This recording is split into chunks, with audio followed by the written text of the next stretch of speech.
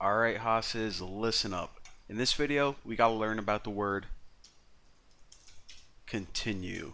Now, I actually told you guys that I was gonna teach this in the last video, but then I got rambling on about comments and probably something else stupid.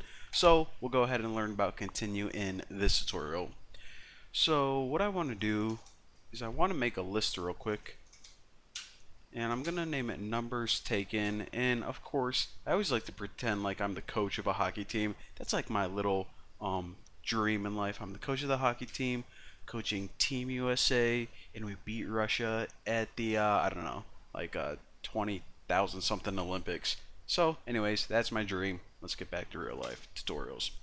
So all of these numbers resemble people on my team, their jersey number.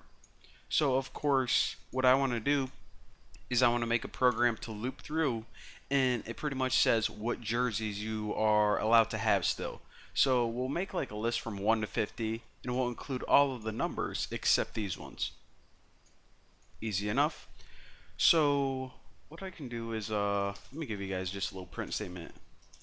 Here are the numbers that are still available. So all the players who haven't picked a jersey yet can see this program and pick a number from this list.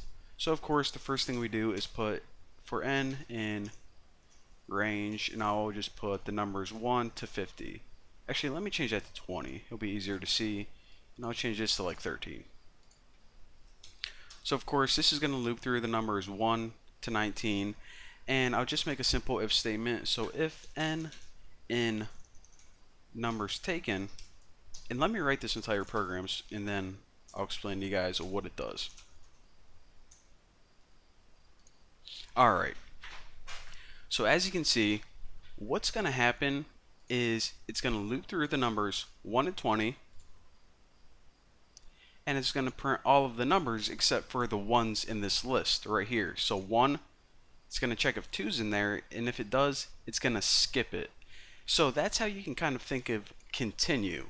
So unlike break, whenever you have break, it breaks out of the loop completely and stops the entire loop. What continue is going to do is says, okay, whenever you get to this word continue, whatever's after this in the loop, just skip it and go to the next iteration of the loop. So if something was after it, it wouldn't break out of the loop completely and stop the loop. It would keep going. It would just skip what's ever after it.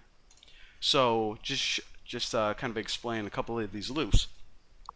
So the first time n equals 1. So it says, is 1 in the numbers taken? Nope.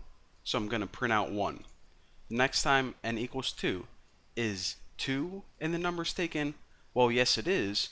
So continue. What does that mean? It means anything after this, say maybe we had a bunch of lines, it said skip all of these, then just go back to the start of the loop where n equals the next number, in this case 3. Oops, deleted the extra line there. So again, real simple, what continue means is keep going with the loop, but skip anything after it, and break means break out of the loop completely, stop it, and continue with the rest of your code. So hopefully you guys understand, and I was actually going to teach you about functions in this tutorial, but I think we're out of time.